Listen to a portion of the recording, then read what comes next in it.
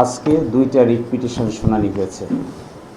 একটা রিট পিটিশনে পিটিশনাররা চেয়েছেন জুলাই সনদ বাস্তবায়ন আদেশ 2025 এবং সাংবিধানিক সংস্কার সভা গঠন এবং সংসদ সদস্য হিসেবে সংবিধান সংস্কার সভার শপথকে কেন অসাংবিধানিক ঘোষণা করা হবে না, এই মর্মে একটি রুল চেয়েছেন এবং যতদিন পর্যন্ত রুল নিষ্পত্তি না হয়েছে ততদিন পর্যন্ত একটা নিষেধাজ্ঞার আদেশ চেয়েছেন।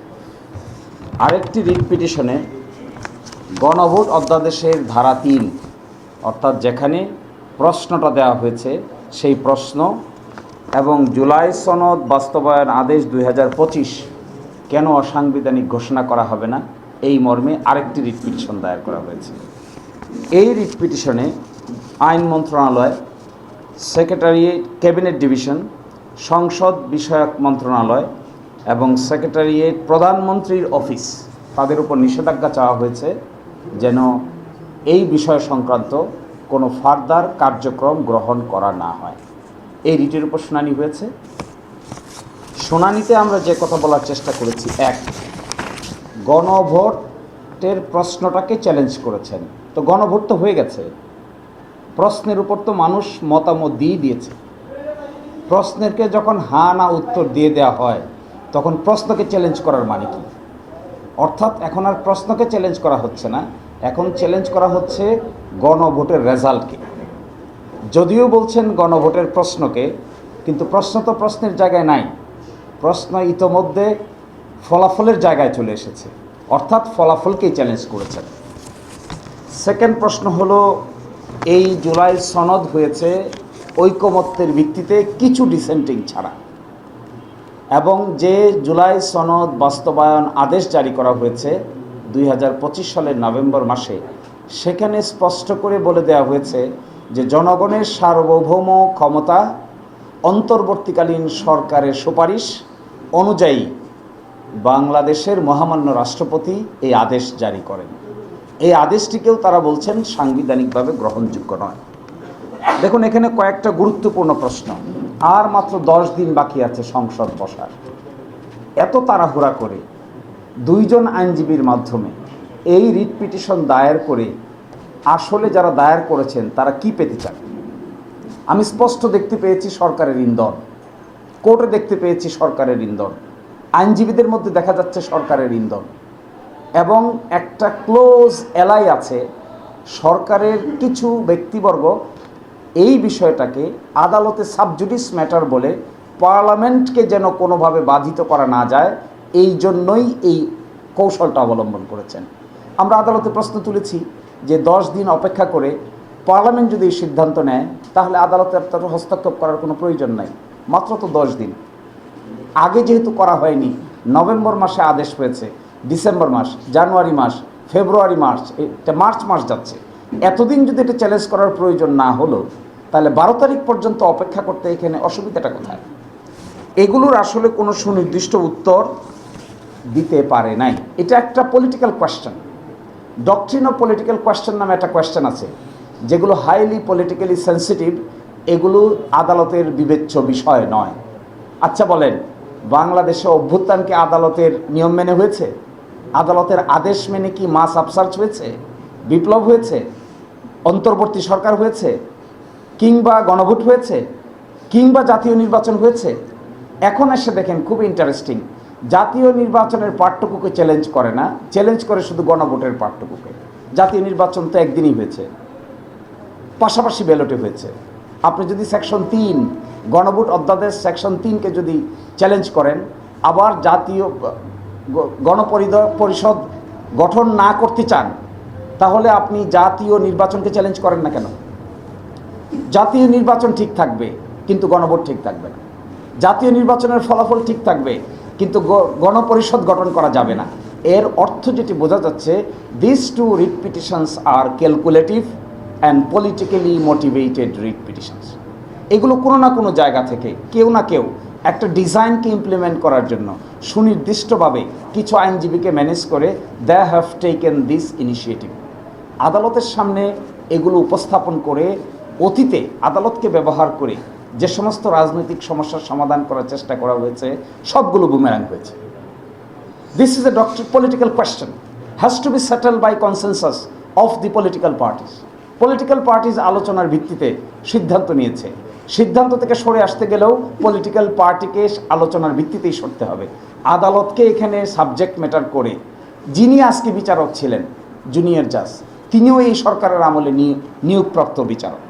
একটা অর্ডিন্যান্স হয়েছে, বিচার বিভাগে অ্যাপয়েন্টমেন্ট কমিশন গঠিত হয়েছে। এই কমিশনের আলোকে বাংলাদেশের হাইকোর্টে 2 সেট বিচারক অ্যাপয়েন্টেড হয়েছে। তার মধ্যে আজকে যিনি জুনিয়র বিচারক ছিলেন তিনিও এই আইনের অধীনেই নিয়োগপ্রাপ্ত বিচারক।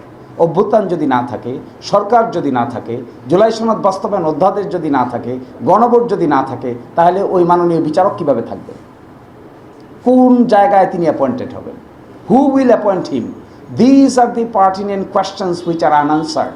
আমি দেখেছি একটা তাড়াহুড়া, আমি এটাও দেখেছি কোনোভাবে বিপ্লবের এই সেন্সটাকে অন্যদিকে ঘুরিয়ে আদালতের কাঁধে রেখে পার্লামেন্টের কাছে না পাঠিয়ে কোর্ট এই কথা বলেছে সুতরাং আমাদের কিছু করার নাই, এইরকম একটা মেন্টালিটি সুস্পষ্টভাবে দেখা যাচ্ছে। এবং এটাতে আমরা খুবই anxious. We are anxious in a sense যে this type of attitude will ultimately foil the whole scheme of the revolution. আপনি দেখেন, যারা বলছেন গণভোট বাতিল হবে তারা বলছেন না কেন জাতীয় নির্বাচনও বাতিল হবে? যদি পুরোটাই বাতিল হতে হয় তাহলে why not the national election? Why only the গণভোট? ওয়াই অনলি দি জুলাই সনদ বাস্তবায়ন আদেশ? মাঝখানে আরও 135টা অর্ডিন্যান্স হয়েছে, সেগুলো বাদ যাক, সবই বাদ যাক, ফ্রেশে শুরু করেই আবার আমরা ঘুরে 5ই আগস্টের আমরা আদালতে এই কথা বলেছি। যদি তাই বলতে চান তাহলে সব বাদ দেন। Let us go back before 5th August. 5th অগস্টের আগে ফিরে যাই, ওখানে গিয়ে দেখি না আমরা কোন জায়গায় ছিলাম। Let us start from there. 4th August থেকে স্টার্ট করি, তখন তো রাজি না। এর অর্থ কি? এর অর্থ হলো যেটা সুবিধাজনক এটাকে পিক করা হবে, যেটা অসুবিধাজনক এটাকে বাদ দেওয়া হবে। যেটা সুবিধাজনক এটাকে চুজ করা হবে, যেটা অসুবিধাজনক এটা থেকে নিজেকে সরিয়ে নেওয়া হবে। This is serious arbitrary activity of particular group of people. Should not be, no one should do this. এবং এইভাবে একটা রেভলিউশনের পরে একটা চার্টারকে অপ্রাসঙ্গিক করে ফেলার যদি ইনিশিয়েটিভ নেওয়া হয় তাহলে that would be again a political blunder, a legal blunder. Judiciary will be debated এবং বিচার বিভাগের উপরে এই বন্দুক রেখে এই ধরনের কর্মকাণ্ড করা সঠিক নয় বলে আমরা মনে করি। ধন্যবাদ সবাই। ফার্স্ট কথা হলো, এই রিটের পক্ষে রায় হওয়ার প্রশ্ন এখনো আসেনি। আগামীকালকে একটা আদেশ দিবে, অর্থাৎ তারা রুল জারি করবে কি করবে না, এই একটি প্রশ্ন। আরেকটি অন্তর্বর্তীকালীন নিষেধাজ্ঞা দিবেন কি দিবেন না। তাহলে রুল যদি, আমরা তো মনে করি এখানে রুলই দেওয়া উচিত না, আমরা মনে করি এখানে ইন্টারফেয়ারই করা উচিত না, এটা আদালতের সাবজেক্ট ম্যাটার নয়। ওয়াইজ হবে আদালতের জন্য এই কথা বলা যে আগামী 10 দিন পরে পার্লামেন্ট হচ্ছে, পার্লামেন্ট উইল ডিসাইড, এটা আদালতের কোয়েশ্চেন না। That would be the wise legal step. আর যদি নিষেধাজ্ঞার আদেশ দেন তাহলে তার কনসিকুয়েন্স মারাত্মক। ল মিনিস্ট্রিকে নিষেধাজ্ঞা চেয়েছেন তারা ক্যাবিনেট সেক্রেটারির উপর নিষেধাজ্ঞা চেয়েছেন, প্রাইম মিনিস্টারের অফিসের উপর নিষেধাজ্ঞা চেয়েছেন। তো প্রাইম মিনিস্টারের অফিস ফাংশন করবে কি করে এই নিষেধাজ্ঞা যদি দিয়ে দেওয়া হয়? কি করে ক্যাবিনেট সেক্রেটারিয়েট ফাংশন করবে যদি এই নিষেধাজ্ঞা রেস্ট্রেইন করা হয়? এই জন্য আমার মনে হয় আদালতের এখানে ইন্টারফেয়ার করাটা will not be justified question. আর সেকেন্ড পলিটিক্যাল প্রোগ্রাম দেওয়া হবে কি না, it will be answered by Zubair ভাই, এটা আনসার দিবে।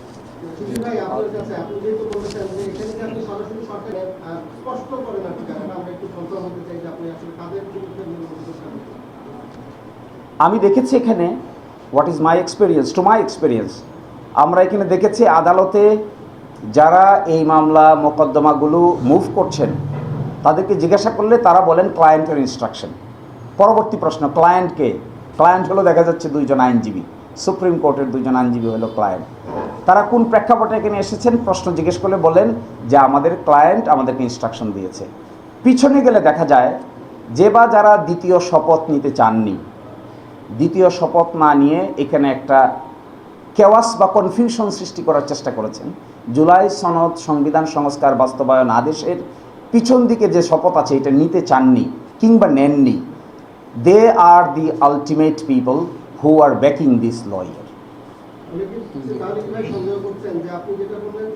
যদি টোটাল বিপের উপর নিষেধাজ্ঞা আসে তাহলে তখন সরকার অকার্যকর হয়ে যায় অ্যাবসেন্সে, তাহলে কি মাঝামাঝি কিছু আসতে পারে এরকম কোনো আশঙ্কা করতে? না, এটা আদালতের আদেশ তো আর আশঙ্কা করে বলা যায় না। আদালত কি আদেশ দিবে এই জন্য আমাদেরকে কালকে সকাল 11টা পর্যন্ত অপেক্ষা করতে হবে। ধন্যবাদ।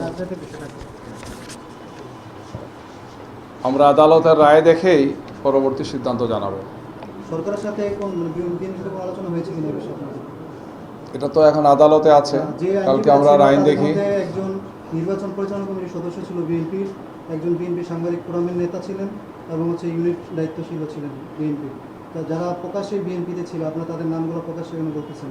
যেহেতু সবাই জানেন এই জন্য আমরা বলা সবাই প্রয়োজন জানেন, আছে। আপনাদের মুখ থেকে শুনতে চাই। এটা আপনাদের মাধ্যমে দেশবাসী জানে যে কে বা কারার সাথে জড়িত আছে। আর আদালতের রায় দেখার পরে আমাদের রাজনৈতিক দল, আমাদের শীর্ষ নেতৃবৃন্দ এবং আমাদের সংসদীয় দলের কমিটিতে আলোচনা করে পরবর্তী সিদ্ধান্ত আমরা জানাবো। আপনাদেরকে ধন্যবাদ। আসসালামু আলাইকুম।